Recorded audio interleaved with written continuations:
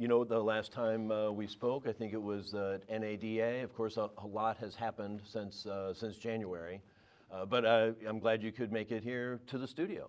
I think when we spoke at NADA, you said when you come to Detroit, love to have you in the studio. And so I've been in Detroit for the last couple of days, meeting some customers and some OEMs, and happy to be here with you this morning. Well, you're man of your word then. I try to be. I try to be. Right. Well, let's start with the big news of the week, right? The third-party investigators found that no personally identifiable information was stolen as a part of the cyber attacks against CDK Global. I mean, how was that able to work out? What happened? Well, I mean, we had a third-party advisor as part of the restoration process, a third-party advisor who assesses, everything that happened and looks to see if any personal identifiable information, which I'll call PII from here on in, okay. was exfiltrated. And I'm happy to say, and we reported, broadly yesterday to the dealers and to the community, largely through Automotive News, that the work has been completed, and we're able to say that no PII was exfiltrated, no dealer employee data, no CDK employee data, and no dealer consumer PII data. So I think we're very happy to report that. That's obviously a very big positive for the entire industry, and we're happy to move forward from there. Yeah, that has to be a huge relief.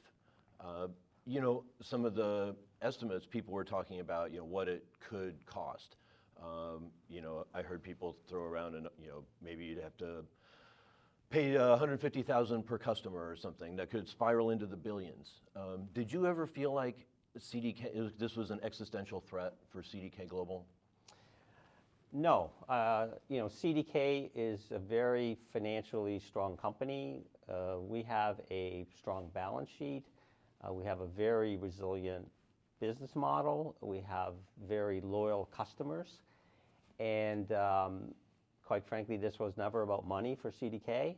This was about getting our dealers up and running as quickly as we could get them up and running in a safe and secure manner. And so, no, I never felt this was an existential crisis for CDK.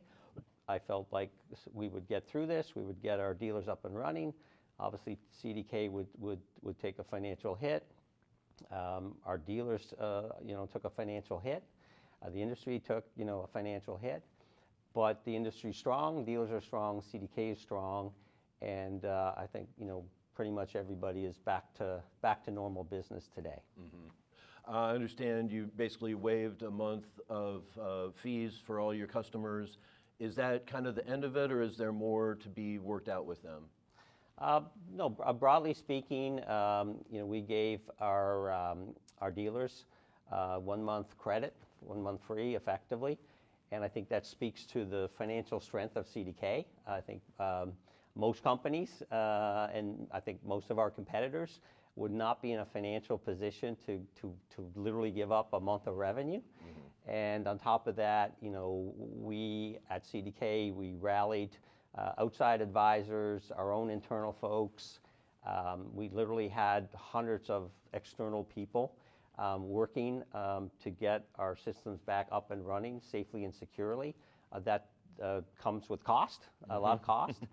And our own internal people, the heroic efforts of our own employees, I can't say enough about what our own employees did.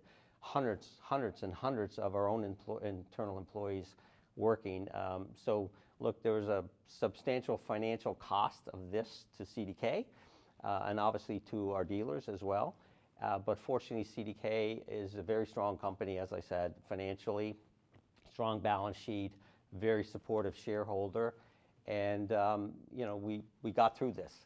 We got through this as a company, and we got through this as an industry. Can you ballpark the costs? Are they hundreds of millions? I really don't want to get into the specifics, Jamie. I would just say that CDK is very committed to the industry. CDK is very committed to our dealers. We have a strong business model, If you look at how our bonds, we have publicly traded bonds. If you look at how our bonds are trading today versus how they were trading before the event, they're basically trading the same.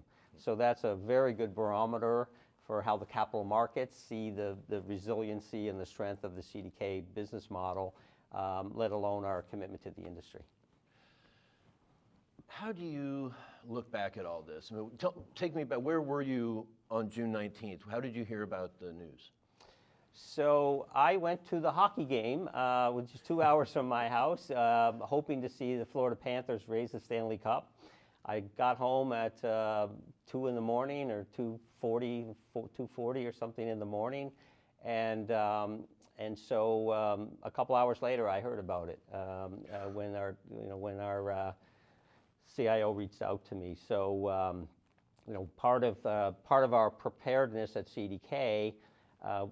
Which I recommend to every company, is we had a roster of advisors, Navy SEALs, I would call them, from a series of different companies, and plus a legal counsel, so that when you have an event of this nature, if you have it, God forbid you have it, but they're happening all the time, almost every day there's a new one. If you have an event like this, you can get the right kind of expertise to come in and help you very quickly. So we monitor our network 24 hours a day, 7 days a week. Our team saw some anomalous activity on our network, and shut down our network. And then very quickly we realized that we were attacked. We were attacked by a cyber criminal group.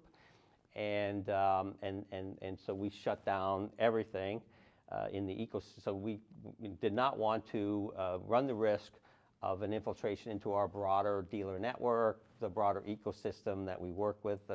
We have 1,200 partners that work with us. We have relationships and connections with all OEMs, 15,000 dealers, as you know.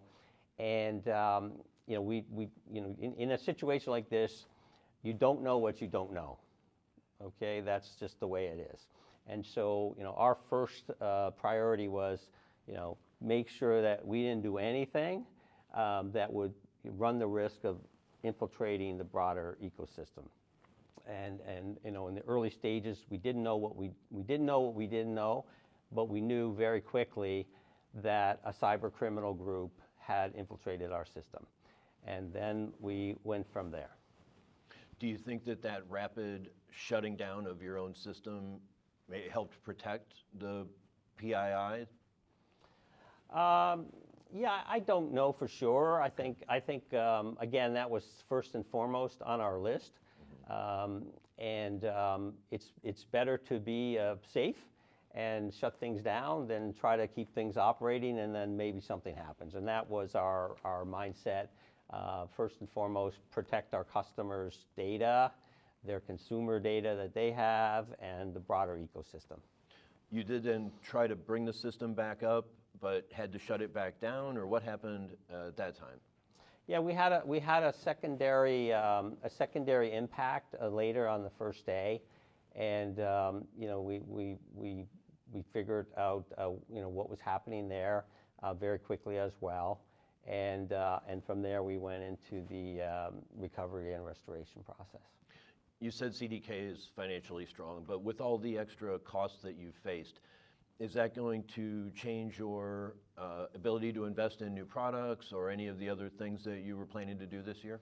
No, quite the opposite, actually. I mean, since Brookfield bought the company in July of 2022, we've increased our investments in R&D and IT infrastructure. We literally spent approximately $500 million over those 2 years. But what we saw in the restoration process, what I personally saw from our teams, and what my leadership team saw, was the ability of our teams to collaborate and move very quickly. And so we are actually going to be increasing investment in R&D and projects, things that we were doing, innovating and investing. We're actually going to accelerate that, because what we saw, the incredible work that we saw from our teams, convinced us that we can move faster. It's quite the contrary. Yes, look, we took a financial hit. It happens. I like to tell people that a lot of us are parents. When my kids were growing up, I used to try to teach my kids that sometimes bad things happen to good people, and sometimes bad things happen to good companies. And just like I told my kids, it's not about those things. They happen in life, but it's about how you recover and deal with it, right? And so during this and after this event, what I said to our employees is, look, it happened. The event happened. It's incredibly unfortunate for our dealers. It was a horrific event for them. It was a horrific event for our company. But I think we dealt with it as best as we could. And now it's about what we do going forward. And I think, just to demonstrate CDK's commitment and CDK's abilities, we're actually, as I said, increasing investment. So it's quite the contrary. Yes, look, we took a financial hit. That's behind us. We're moving forward, and we're actually increasing our investment in innovation. One last question kind of for your customers. Based on your experience, what you've been through this summer, what do dealers need to do? What are the best practices you're seeing? What's some of the maybe low-hanging, safety steps they can take? Yeah, I think for dealers or any company, if you look through, other industries, hacking unfortunately is so prevalent now. Think about this, the Office of Personnel Management of the White House was hacked in 2015 or 16. I personally was a victim of that. So, and then you can go and look at all the companies that have had cyber incidents and hacks. It's a very unfortunate part of business. And so I think the keys for dealers and other companies is, have a plan, and that plan should include a robust list of advisors.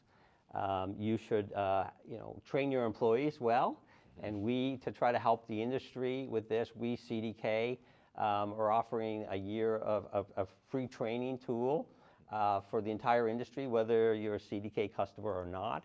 We have a free training tool available for you. You can Google CDK Security Training Awareness, and you'll find the material on our website. I did it this morning. I Googled it here to make sure that you can get there.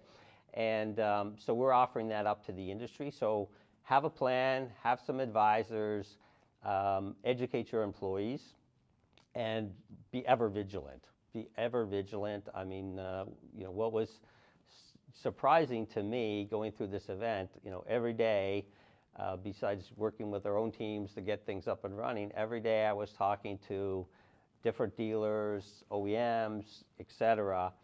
And Jamie, I got to tell you, so many people said to me like, yeah, I know what you're going through.